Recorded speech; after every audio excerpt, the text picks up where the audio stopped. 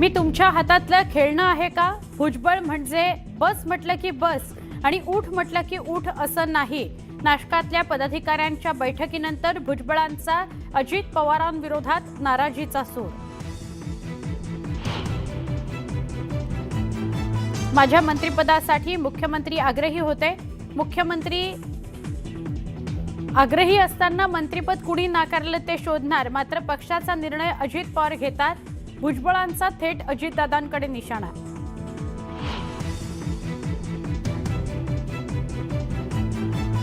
छगन भुजबळ अधूनमधून माझ्या संपर्कात असतात, तर नाराजांचे मला निरोप येत आहेत. मंत्रिमंडळ विस्तारानंतर नाराज आमदारांबाबत उद्धव ठाकरेंचं सूचक विधान.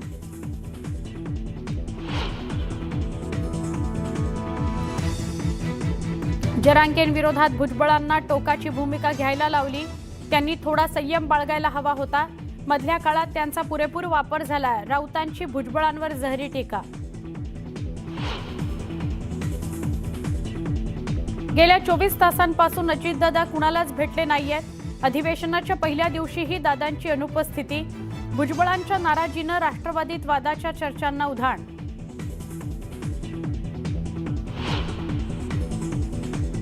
आधीचं घटनाबाह्य सरकार तर आत्ताचं ईव्हीएम सरकार.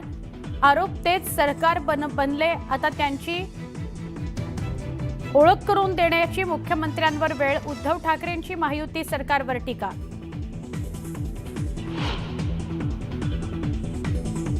पंचवीस जानेवारीपासून मनोज जरांगेंचं उपोषण. मनोज जरांगेंची उपोषणाची घोषणा, तर मराठा समाजाला आरक्षण देण्याची मागणी. विधान परिषदेच्या सभापतीपदाची निवडणूक 19 डिसेंबरला होणार. उद्या दुपारपर्यंत अर्ज भरण्याची मुदत.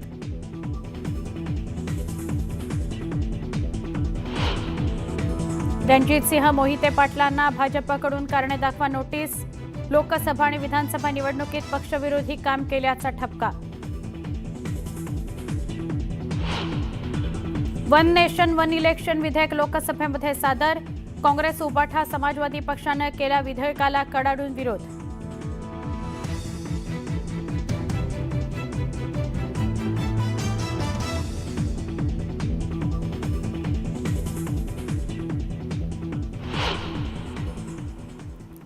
नमस्कार, मी सुवर्णा. बुलेटिनमध्ये आपल्या सगळ्यांचं स्वागत. सविस्तर सगळ्या बातम्या आपल्याला बघायच्या आहेत.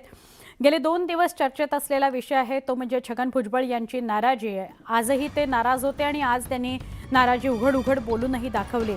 मी काय तुमच्या हातातलं खेळणं आहे का? भुजबळ म्हणजे उठ म्हटलं की उठ, बस म्हटलं की बस असा सूचक इशारा संतप्त भुजबळांनी दिलेला आहे. भुजबळांनी ही प्रतिक्रिया नाशिकमध्ये दिली आहे.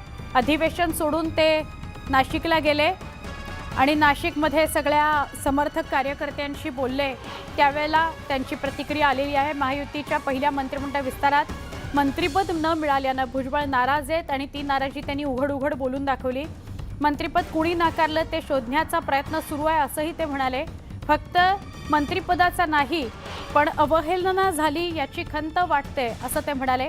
प्रत्येक पक्षाचा निर्णय पक्षप्रमुख घेतात, त्याप्रमाणे आमच्या गटाचा निर्णय अजित पवार घेतात असं म्हणत भुजबळांनी थेट अजितदादांकडे मंत्रिपद नाकारण्यात आल्याच्या मुद्द्याचा रोख नेला. दरम्यान सगळ्यांच्याच मनात राग असून कार्यकर्त्यांनी दुःख आणि निराशा मांडली आहे. उद्या सगळे समर्थक एकत्र येणार आहेत असं भुजबळ म्हणाले.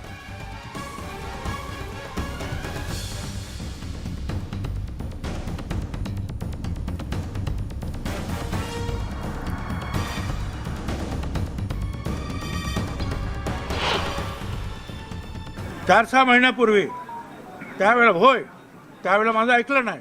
आणि आता म्हणजे मी काही लहान खेळणं आहे का तुमच्या हातातलं? तुम्हाला वाटेल तेव्हा तुम्ही त्या आता वरती, आता बसा खाली, आता निवडणूक लढवा. बरं तेही जाऊ द्या, पण त्या माझ्या मतदारसंघातील लोकांना मी राजीनामा दिल्यानंतर काय वाटेल?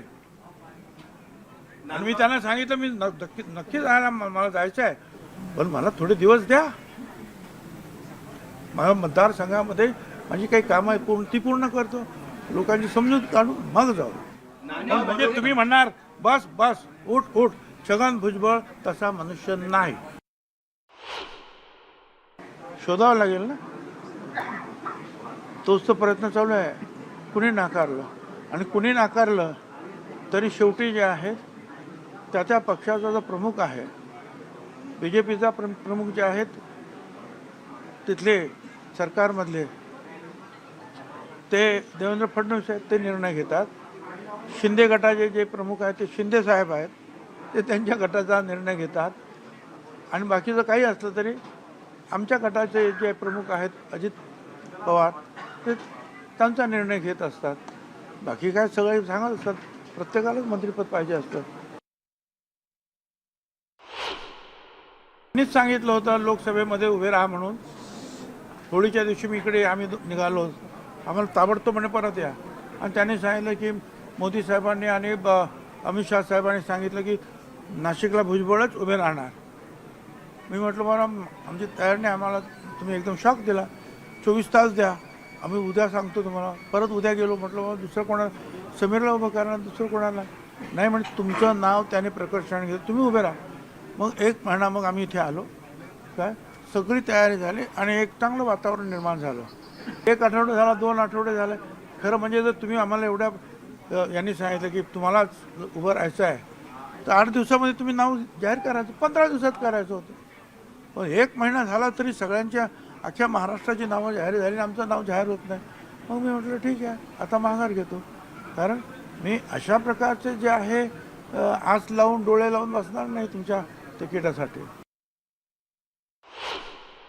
मुख्यमंत्र्यांची याच्यावर काय प्रतिक्रिया होती? आपण काही वक्तव्य केलं होतं. मला जे काय कळलं, मुख्यमंत्र्यांनी माझा प्रवेश मंत्रिमंडळात असावा यासाठी आग्रह धरला होता आणि निश्चित ते मी कन्फर्म करून घेतलेलं आहे. अजित पवार आणि प्रफुल्ल पटेल तुमच्याशी संपर्क करताय, ते तुम्हाला फोन करताय, तुम्ही त्यांचा फोन उचलत नाही असं कळते. अजिबात चुकीची गोष्ट आहे. प्रफुल्ल पटेल जे आहेत यांना फोन करतात आणि हे फोनवर त्यांच्याशी बोलतात. मंत्रिमंडळात समावेश न झाल्यानं भुजबळांच्या नाराजी नाट्यामुळे राजकारण तापलंय. यावर विरोधकांनी महायुतीला डिवचण्याचा प्रयत्न केला. जहाँ नहीं चाहना वहाँ नहीं रहना. मला माहित नाही की आता या वयामध्ये किंवा त्यांना कुठे चैन पडेल अशा ठिकाणी ते जातील किंवा त्यांचा कोणी विचार करेल असं मला वाटत नाही. भुजबळ साहेबांचं नाराजी नाट्यातून काय होईल हे म्हणण्यापेक्षा काहीतरी पदरात पाडून घेण्याकरता किंवा काहीतरी पदरात पडलं तर त्यांना शांत राहावं लागेल. आजच्या घडीला कोणालाही कुठल्याही प्रकारची नाराजी ही व्यक्त करण्याच्या पलीकडे काही हातामध्ये राहिलेलं नाही. इतकं महायुतीकडे पाशवी बहुमत आहे. त्यामुळे कोण रुसला कोण रागवला त्याला फार मोठं महत्त्व महायुतीमध्ये दिलं जाईल असं मला वाटत नाही. भुजबळांची नाराजी रास्त आहे. एखाद्या माणसाला वापरून फेकून देणं हे बरोबर नाही. आणि मी झाल्या बोललेला माणूस आहे, म्हणजे मी काय नंतरचं राजकारण बोललेलो नाही. आणि मी काल हे लिहिलं की पवार साहेबांच्याकडे आल्यापासून त्यांना पवार साहेबांनी तळहाताच्या फोडाप्रमाणे सांभाळलं. 90 मंडळ आयोगाचं झाल्यापासून याच नागपूरमधनं ते बाहेर पडले होते. या नागपूरमध्ये त्यांच्या जीवाला धोका असताना त्यांच्याशी पवार साहेब कसे वागले. एका लढवय्या कार्यकर्त्याची राजकीय कारकीर्द अशी कापण्याची जी पद्धत आहे,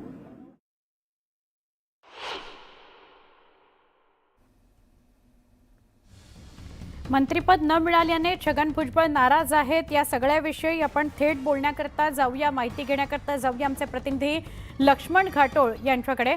लक्ष्मण, आज समर्थकांशी बोलले, आक्रमक होते सगळे समर्थक. भुजबळ समर्थक म्हणत होते की मंत्रिपद द्यायलाच हवं होतं तुम्हाला, का डावललं गेलं.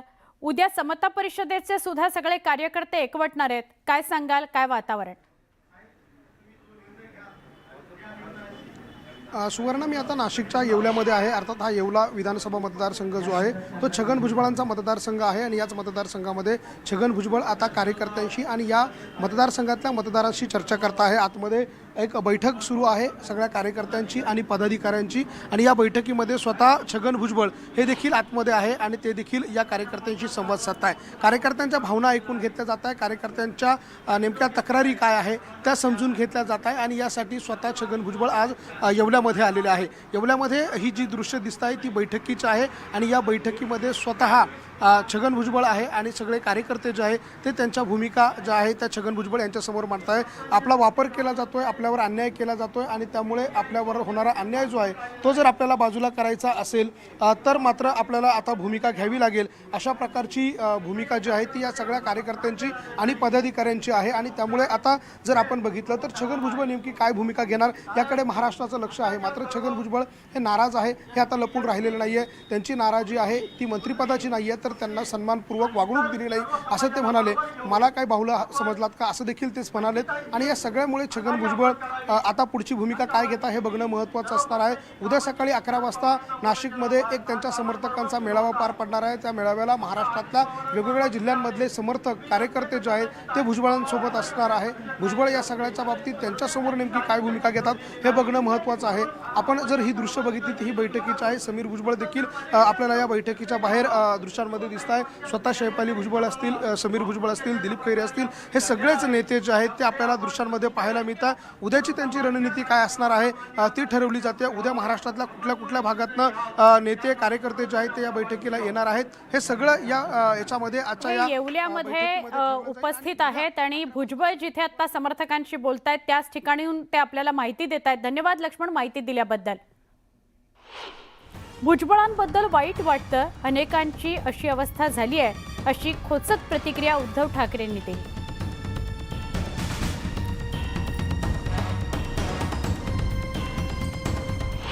भुजबळांच्या बद्दल मला फार वाईट वाटलं, आणि असं अनेक जणांच्या बद्दल मला वाईट वाटते आतून की एका अपेक्षेने तिकडे गेले होते तरी काही जणांना बरं घट्ट झालेलं जॅकेट का आता तरी घालायला मिळालं, अशी काही जणांची जॅकेट अजूनही वाट बघत असतील. त्या सगळ्यांबद्दल मी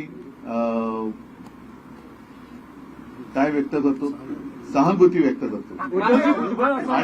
आणि म्हणून असं म्हटलं की हा लाडका आमदार ही किंवा लाडकी माणसं असं काही योजना सरकारची आहे का? भुजबळ असं म्हणतायत, जहा नाही चैना वहा नाही रहना. काय झालेलं आहे की या सरकारची झालेली दैना, त्याच्यामुळे तिकडे काही चैना महिना काही होणार नाहीये, तर वहा नाही रहना हे त्यांचं योग्य आहे.